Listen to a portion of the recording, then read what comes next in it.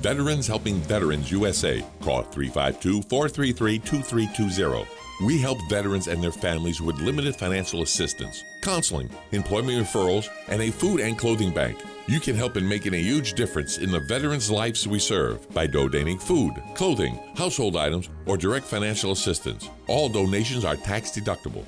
Veterans Helping Veterans USA. 352-433-2320. Thank you for your attention, and God bless America.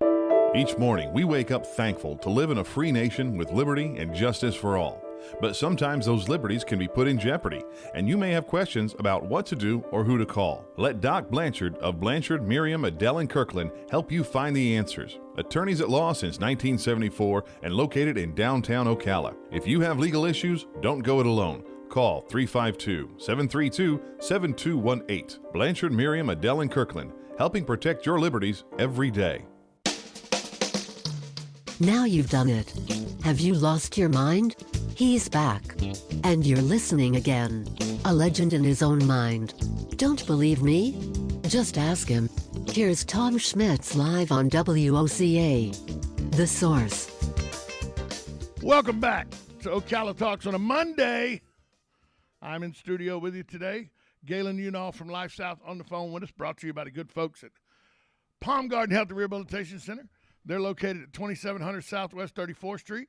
They offer skilled nursing, physical, occupational, and speech therapy. If you have any questions how they're handling the COVID-19 endemic now, I'll tell you what I found out about that over the weekend. Please call 352-854-6262. We'd also like to thank family-owned and operated Penn Flooring, serving Marion County for over 30-plus years. Penn Flooring is a full-service flooring company dedicated to finding the best solution for your flooring needs. They have experience in both commercial and residential fields. They're knowledgeable in all types of flooring application. Go see their showroom at 1201 Southwest 17th Street in Ocala, or give them a call at 352-351-3420. And also, we'd like to thank JustShip.net. They flipped the script on shipping. Before, you had to package up your item. You had to go stand in line. You had to get the post office or the UPS store to take it from you, wasting your time, valuable time, doing all that. Well, with just a appointment set at JustShip.net, they'll come to your house or your place of business for a small pickup fee plus postage. They'll box up your item. They'll package up your item. They'll take it and stand in line at the UPS store or the post office, saving you time and money. And as we know, time is money, so they save you money on top of money. It's JustShipped.net. Galen, you know, from Life South is on the line with us. Galen, I want to tell you about my new favorite guy. And I hope he could be a lawyer in the state of Florida. He's a lawyer licensed out of Greensboro, North Carolina, but I hope he has his bar license in Florida, because his name is Larry L. Archer, attorney at law, and his billboard reads, "Just because you did it doesn't mean you're guilty." That's my new lawyer. I want that guy as my lawyer. Yeah, I'm pretty sure he's a defense attorney. He is a defense attorney. I don't think he's working for the state. Nope. Just because you did it doesn't mean you're guilty. Yeah, that's pretty good. That's pretty good. That's a marketing genius right there. Yeah, I think everybody has at some point in their life thought about the perfect crime and how to pull it off. But just because you did it doesn't mean you're guilty. Can that go back to, if it doesn't fit, you must have quit? Can we say that's where that thought process started? No, I think no. I mean, Johnny Cochran will. It's one of the great sayings of all time. By the way, there's every juror like, yeah, it turned the whole case around. Yeah. And I'm like, they probably wouldn't have found him guilty anyway. And I read Chris Darden's book, and Chris Darden said it was the biggest mistake he's ever made in his law career. And Marcia was telling him, don't do that. With those gloves, you got to wear the protective gloves and all. We don't know the answer whether they'll fit or not now because they've shrunk up from being wet and everything. Don't do it. Oh, and yeah. Johnny Cochran talked Chris Darden right into doing it. Sure did. Talked him right into doing it. I mean, come on. I don't know how long, or if he just thought of it while he was sitting in the chair. He said he thought of it while he was sitting in the chair because he thought Johnny Cochran was going to request it, and he wanted to beat Johnny Cochran to the punch. No. I'm talking about if it doesn't fit, you must have quit. Oh, Johnny probably thought about that right there in the chair. You never know. I've heard he did, but you'd never know. But anyway, it's one of the great sayings. Then is it safe to say Johnny Our Cochran? lifetime. Is it safe to say that Jackie on Seinfeld was definitely patterned right there's no after doubt Johnny about it. Cochran? No doubt. Oh no, it's no doubt about it. Jackie was a good defense attorney. Ask Kramer. Well, he never won any money for Kramer. Well, he won never some won him any coupons. cases either because he got them all sent to prison in the last episode. That's true. That's true. But yeah, this lawyers say just because you did it doesn't mean you're guilty. The law offices of Larry L. Archer, attorney at law, Greensboro, North Carolina. I like that guy. Yeah, Got a positive spin anyway. Positive spin. I like it. Hey, so before we went to break, I told you there's a software CEO of a software company that has come up with a new way, he says, has helped him retain his top talent without going anywhere. He owns Triannual. It's a software company that takes an unusual approach to staff retention. He said he pays new starters to leave. He says after your first 2 week period, he then brings you into his office and says, hey, I'll pay you $5,000 if you want to leave right now. You don't think this is for you? I'll pay you $5,000. No hard feelings. And he weeds out the ones that aren't there to work. He says he gets 2 or 3 new hires out of 6. About half of the new hires will take the $5,000 and leave, and he thinks it's good money spent because it gets rid of the stragglers and only leaves him with the top people in the field working for him. Yeah, I mean that is an interesting approach. I mean, because a bad employee will cost you far more than that. Certainly it will. Over the by the time you can get rid of them, right? Yeah, I mean I completely respect that. Why not? He's an Arizona-based software company. He hires people, and then 2 weeks in says, hey, $5,000 if you want to quit and go home now. It'll be no hard feelings. Sure. And 50% of the people take him up on it because they see an easy $5,000. Ooh, I can get $5,000 right now? Right. And so he weeds out the ne'er-do-wells and the weaker ones and keeps a great company, he says. And he says it has helped him stay afloat during this time it has helped him stay fully staffed and floating along fine in this time of short-staffed companies. Oh, I believe that. But you know what their average? You know what the average salary is? Oh, yeah, 100, probably 100 150. to 150 a year. Yeah, all day. I mean, well, they're software engineers, Right. right? I mean, these aren't your IT. So how bad This must they isn't be your if they're not DeVry even smart enough to see $5,000 is not that No. much money when you're making 150? But you know whether or not a place is a good fit for you, and these guys can go get another job, Right. right? I mean, they're in demand, and they may this just isn't working, but they're just going to hang on for the next 6 to 9 months while they find another job, and this gives them an out. I think it's kind of a smart move. So also in a move that is not smart, but nobody ever claimed that this woman was smart, we're talking about the former bartender who is now a member of the U.S. Congress, Alexandria Ocasio-Cortez. Remember she said Ron DeSantis was a terrible governor. He was killing people with his ignoring the science and everything. Yet she showed up to a New Year's Eve party in South Beach with no mask on, flouting that Florida was open, even though she had the day before, just tried to just excoriate the governor for his stance on COVID-19. Well, she comes to Florida for New Year's. She's now tested positive for COVID-19. Well, yeah, I read that, and I'm like, I wonder if she'll want those monoclonal antibodies that she said didn't work. Well, no, she's going to blame Whether she's Governor on DeSantis. ivermectin. She's going to blame Governor DeSantis for not having a mandate that you must wear a mask in a full nightclub in Miami. It's going to be DeSantis' fault. You could still wear one. She just chose not to. Yeah, she just vacationed in Florida without a mask, and now she responded to criticism by tweeting. Here's how she responded to the criticism of this situation. I'm sure it wasn't her fault. If Republicans are mad they can't date me, they can just say that instead of projecting their sexual frustrations onto my boyfriend's feet. You creepy weirdos. It's starting to get old ignoring the very obvious, strange, and deranged sexual frustrations that underpin the Republican fixation on me, women, and LGBT plus people in general. These people clearly need therapy, won't do it, and use politics as their outlet instead. It's really weird. Okay. Huh? I agree. What the hell did she just say? I don't know. I don't know. We don't have to know, though, do we? No. But that's her response.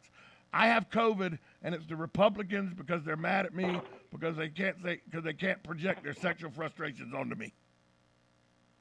That's right. That's why she has COVID. Exactly. Somebody walked by her with a vial of COVID and give her a little stab with it, like they did like the Russian KGB when they're killing Russian operatives. Somebody go by and inject her with the COVID. It wasn't her fault. It was the Republicans and their sexual frustration with her, so they had to poison her. Right.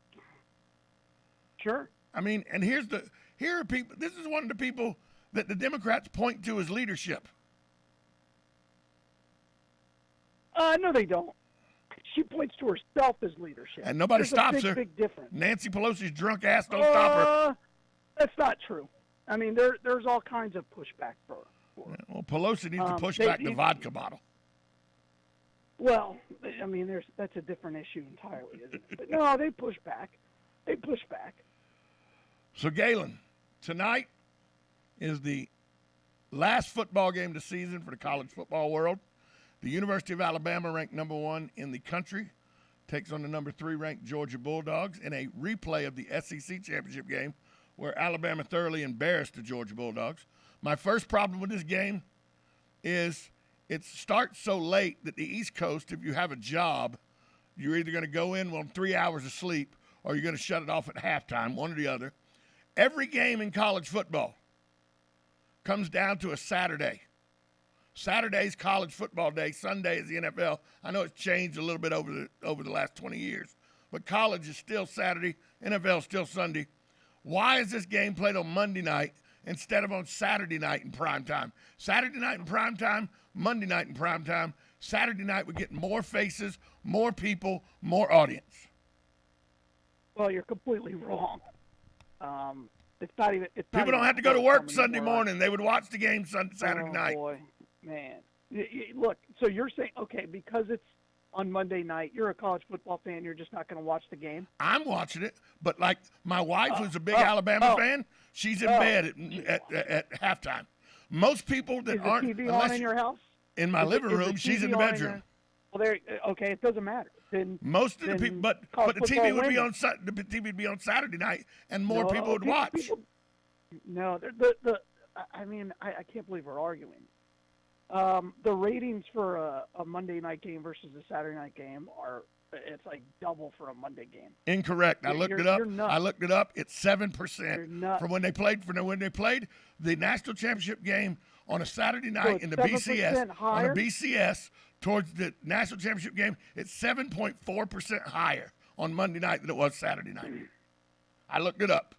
7.4%. So what you're saying is it's higher on a Monday night than it is by on Saturday. 7.4%. That's not a bunch. But what you're saying is it's higher. Yes, you're right about that. But it's still not high enough to make the difference.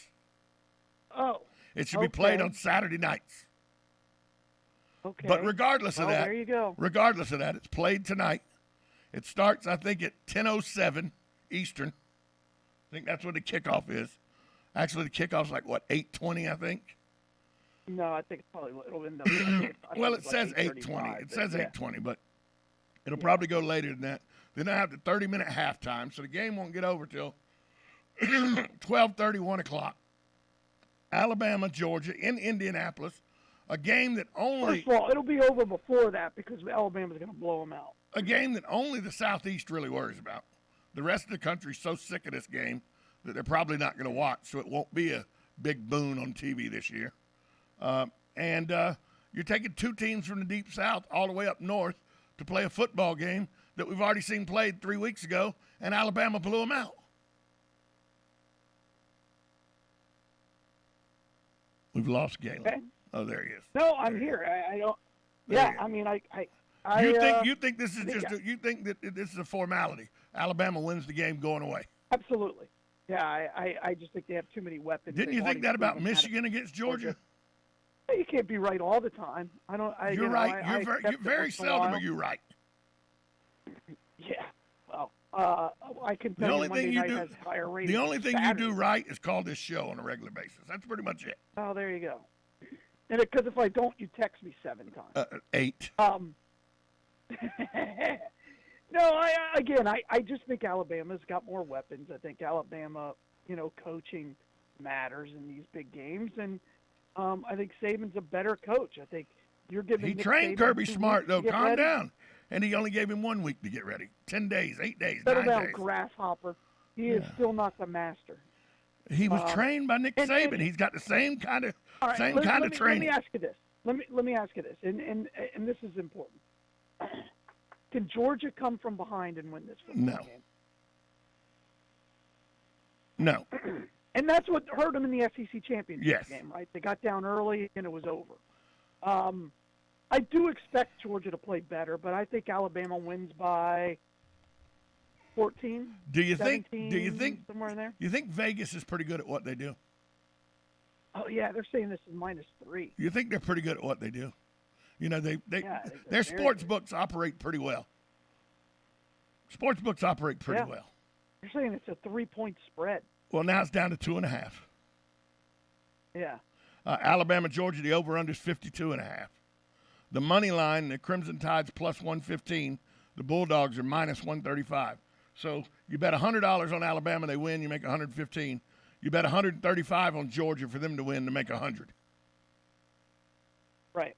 Alabama is 49-35 versus ranked teams since Saban was hired in 2007. Georgia's 21-13 against ranked teams under Kirby Smart. So they both have winning records against ranked teams. Alabama, everybody thinks will cover, but there's a lot of people think Georgia, second time around, will. It's hard to beat a team twice, but I'm always reminded of the schoolhouse bully, Big Larry. He beats up Johnny. 3 weeks later, I don't see Johnny running up to Big Larry and going, "It's going to be harder this time, big boy." I don't see that happening. I think Alabama, I'm with you. Believe it or not, you and I are in agreement here. I think Alabama wins by double digits. Yeah, I don't I see think another Alabama's outcome. I just figured don't. it out. I just think their loss was early, right? If you lose in college, you want it to be early. They have Texas figured out A&M. their quarterback position, right? Texas A&M, great coach, who knows Nick Saban extremely well. First He Nick knows Saban Georgia. protege to beat Nick Saban. Absolutely. And let's be clear, if Georgia wins, it's the biggest win for Georgia since 1980. I don't know, October. 1980. October. The Atlanta Braves won the World Series. So. No, it's the biggest win for the University of Georgia since 1980 against Notre Dame. Oh gosh, yeah, of course, of course. But in the back of your mind, you almost think something bad's going to happen to Georgia in this game. How is Bennett going to play? Are they going to be able to run the football? They have to be able to run the football. Are they going to be able to get any pressure on the Alabama quarterback? It doesn't matter. Because if they Pressure don't, doesn't he's going to impact throw the that ball kid. all over him. Pressure doesn't matter to that kid. He just moves around and weaves and bobs and throws the ball as far as he can, and some incredible wide receiver that Alabama has goes and makes a play. Well, guess who the head ball coach has picked? Oh, he's not picking Georgia. The head ball coach thinks that the Georgia Bulldogs will be the national champions at the end of the That evening. had to be difficult for him. That really, difficult. for Spurrier to come out of his mouth that Georgia will win this game had to be amazingly hard. Right. But right. Spurrier picks the University of Georgia to beat the University of Alabama because he says it's very difficult for an SEC team with the quality of Georgia to lose twice to a team once they have a game plan that they know was used to beat them. That's interesting.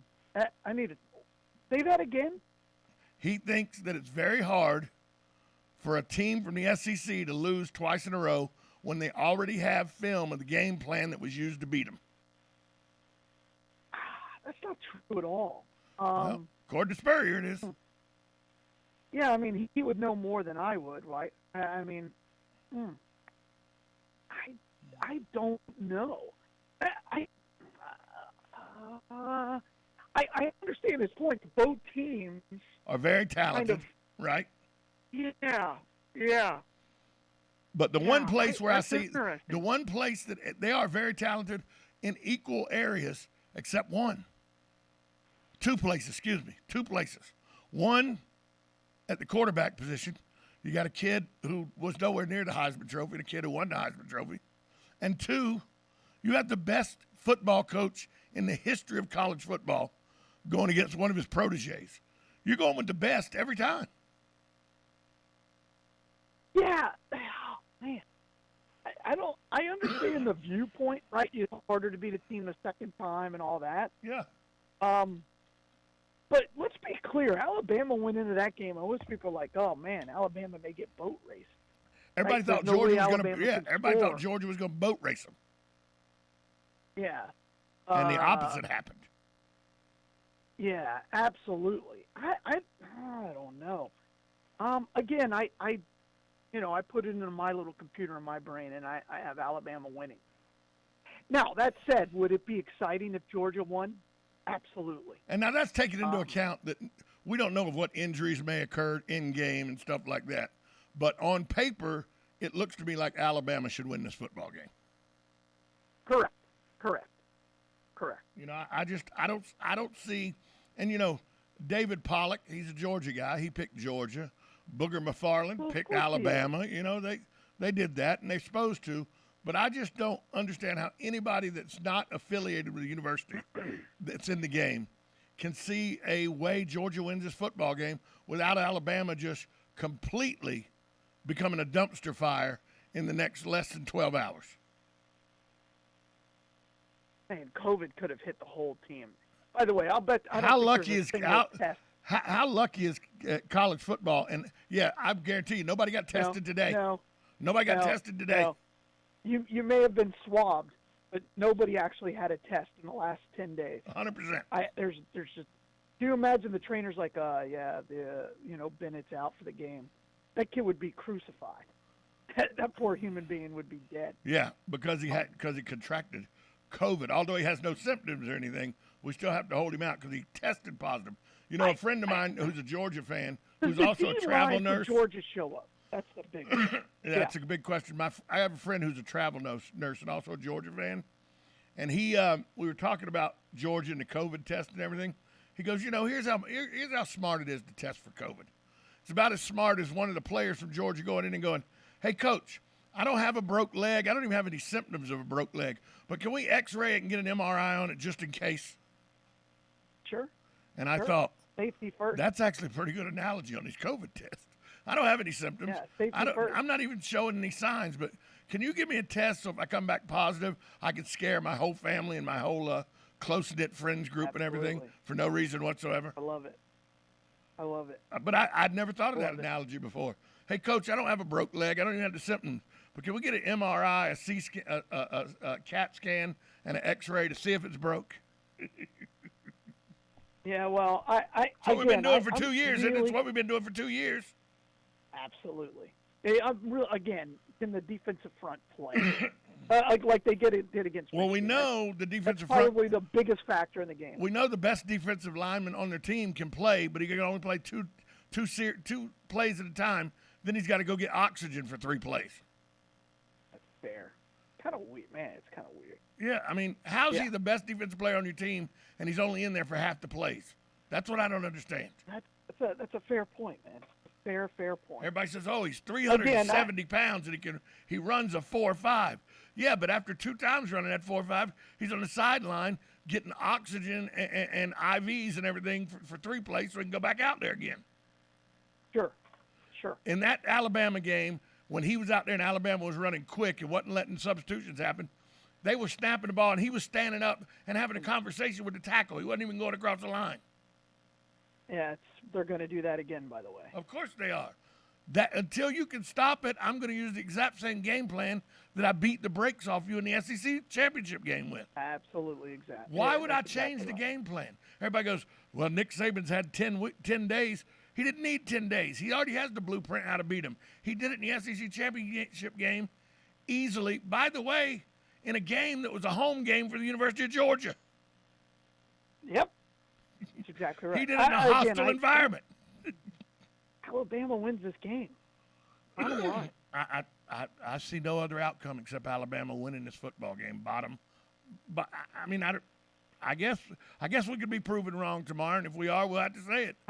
But I don't see it. How many titles does that give Alabama? 14? 13 or 14, I would think. But a couple of those titles were given by, the Schick Razor Company of 1956. Honeybee Snuff from 1948. Sure. Absolutely. Absolutely right. Okay. Some of the ones they count are a little suspect. Let's be honest. Oh, well, it's Alabama. Counting isn't their strength. Well, I'm just going to stay away from that. Hey, Galen, where's the Bloodmobile? Got about 15 seconds. Hey, Bloodmobile today. We're actually at the Sun RV Park, so come see us there. But as always, right on the boulevard, 1607 East Silver Spring Boulevard. Check us out at lifesouth.org. Give blood. Galen, from Life South. We'll talk to you tomorrow. All right, bye all. We'll be right back after this timeout. USA Radio News with Lance Pry. After being removed from the mostly partisan January 6th commission by Democrat Nancy Pelosi, Representative Jim Jordan, the Republican from Ohio, said Sunday he will not cooperate with the January 6th Select Committee. Representative Scott Perry, the Republican from Pennsylvania, last month called the committee illegitimate.